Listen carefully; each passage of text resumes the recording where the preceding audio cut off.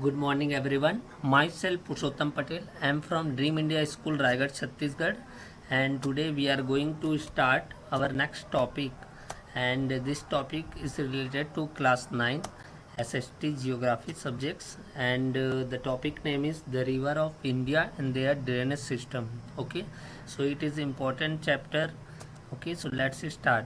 You know, in India is a vast country, and India have the five basic physical division. Okay, so for in these physical divisions, rivers are important. Rivers are just like a nervous system of the Indian country. Okay, rivers flow from north to the south side and the east to the west side also. Various types of the rivers are found. We will discuss one by one.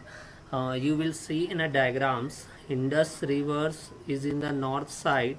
It is the important rivers. Okay, and the Ganga river is also important. And the next one is Narmada, Tapi, Godavari, Krishna, Kaveri. All the rivers are important, and Mahanadi, that is also important for Chhattisgarh also.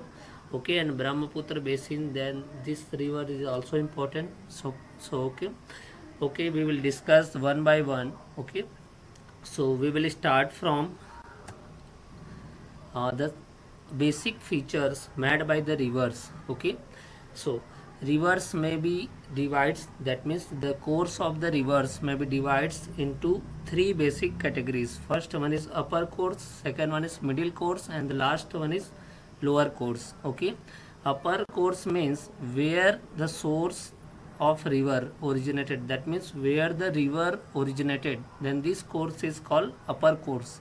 Okay, and this is called youth river. Okay, so upper course is also called youth river, and the middle course where the rivers flow in a plains areas. Okay, and the lower course, then this is the old rivers. This is also called old rivers, where rivers meet to the others river, or rivers meet to the Bay of Bengals and Arabian seas. Okay, and this is the sink point of the rivers. Okay, so lower course, middle course, and upper course both are all the three courses are important. And the next we will discuss about the drainage system, Indian drainage system. Okay, the river drainage system may be broadly classified into four categories. First one is dendrite drainage system. In the dendrite drainage systems, all rivers they are flow in a dendrite-like structure. That means tree-like structure. All the trees have the stems, so the stem-like structure. Okay, and the second one is tree-like drainage. Tree-like drainage means the rivers flow between the rocks tillage and rocks peak. Okay, so this is the trellis drainage system. And the next one is rectangle drainage system. Rectangle drainage system, all the rivers flow in a rectangle manner, so this is the example of rectangle drainage system. And the next one is radial drainage system. In the radial drainage systems, rivers flow from the peak portion. Okay, the central uplift, one portion is uplift, and from this uplift portion all the rivers flow to the radial forms, then this is called radial drainage. Also circular drainage systems, square drainage system also. Okay, so this is the important concept of the drainage system. Okay, now the next is drainage in India. Okay, so drainage is in India broadly classified into two categories. First one is the Himalayan rivers categories, and second one is the peninsular river drainage system. Okay, so the drainage system of the India is defined how the rivers flow. Okay, so we will start from the Himalayan rivers. Okay, so first Himalayan rivers that flow from the north side, because Himalaya is located in the north region, so Himalayan rivers are important. And the example of the Himalayan rivers are Indus river system, Ganga river system, Godavari river system. Okay, Brahmaputra river systems.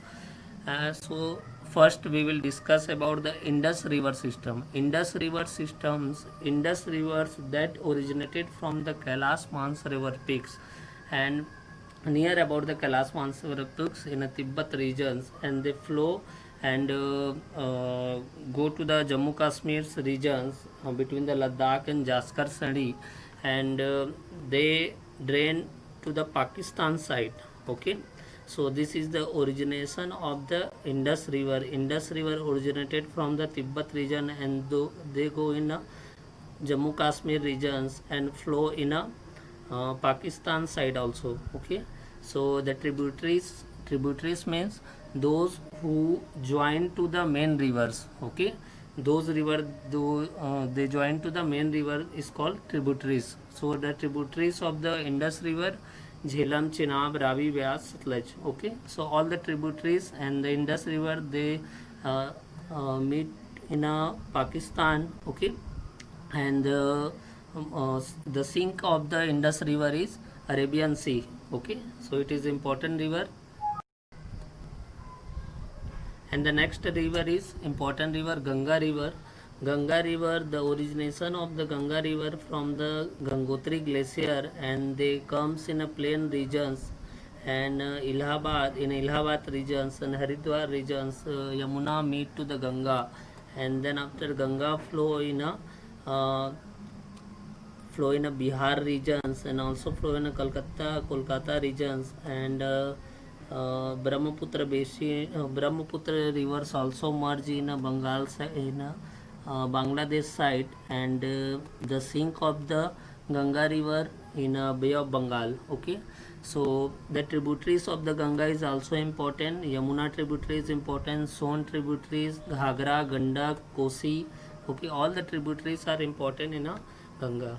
Okay, so the next one is Brahmaputra river. The Brahmaputra rivers that originated from the Tibet side, and they are originated from the Tibet side, and they enters in Assam regions and flow in Assam, Arunachal enter in Arunachal Pradesh and flow in Assam, and merge to the Ganga, and the sink of the Brahmaputra regions in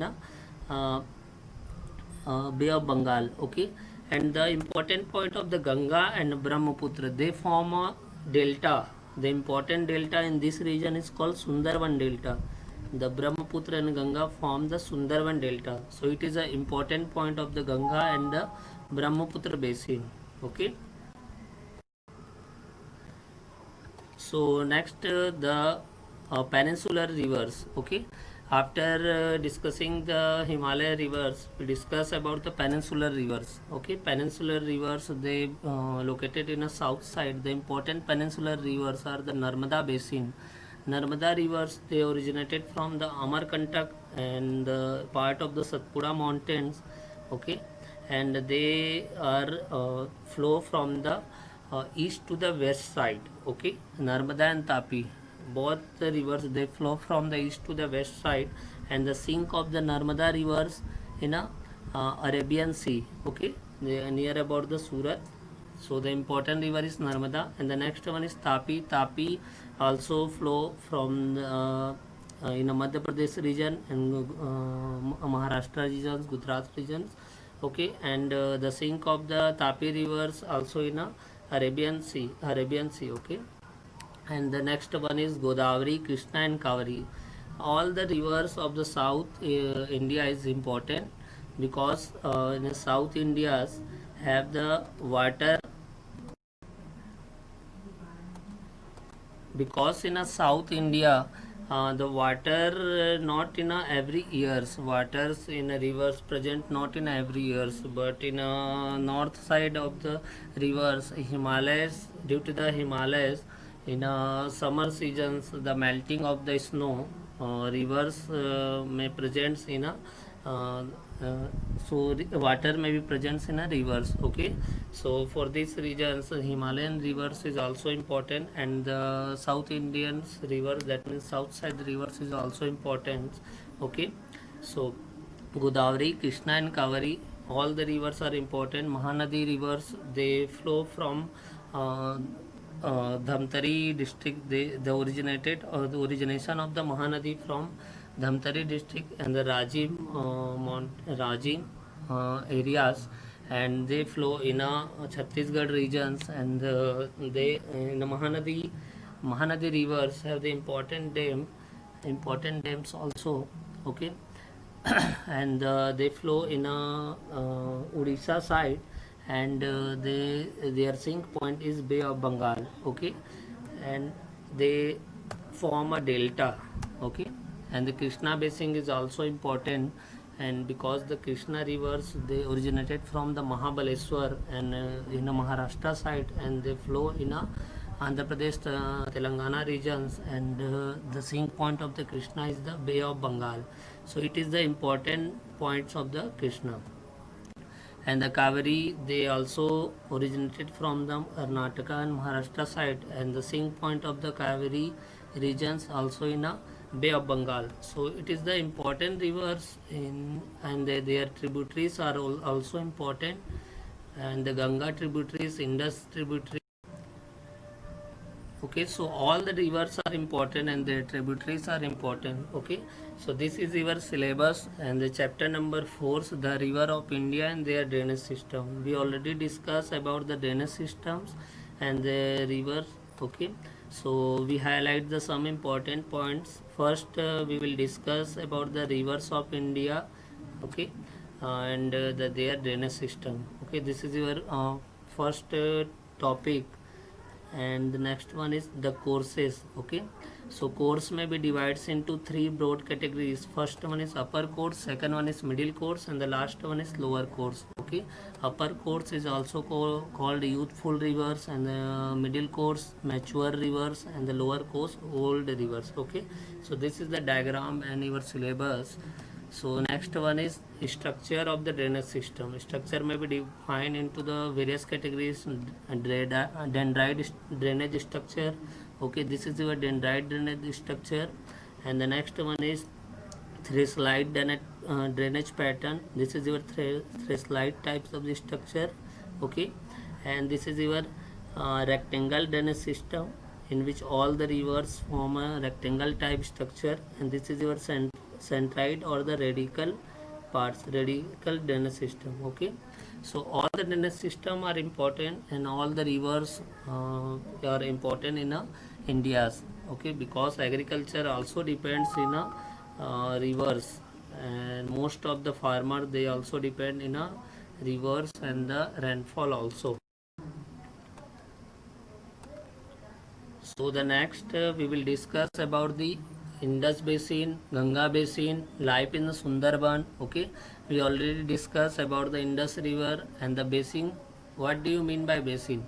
The area and the regions where the Indus river flow is called Indus basin. The area and the regions where the Ganga river flow is called Ganga basin. So the regions where the rivers flow is called basin. Okay, so Indus basin, Ganga basin, and Sundarban delta, it formed by the Ganga and the Brahmaputra basin. So it is important. Basically, Bengal tigers, they are found in Bengal regions. Okay, in the Sundarban delta and mangrove vegetations in Bangladesh and Kolkata region is also important. And Brahmaputra basin, we already discussed about the Brahmaputra rivers. Narmada and Tapi basin is important in the Madhya Pradesh regions. In the Satpura mountain, Godavari basin also important. Krishna basin. Okay, Mahanadi basin is also important in the Odisha and Madhya Pradesh regions. Okay, and the next one is water is a common resource. That means water is the important for the crops production. So water is the important resource, and one of the important dam in a Mahanadi basin, which one is Hirakund dam, is important in a Odisha region. So Mahanadi Hirakund dam is important. Okay, so this is your syllabus. I hope you are doing very well, and you will also do your assignments. Okay, so thank you to all of you.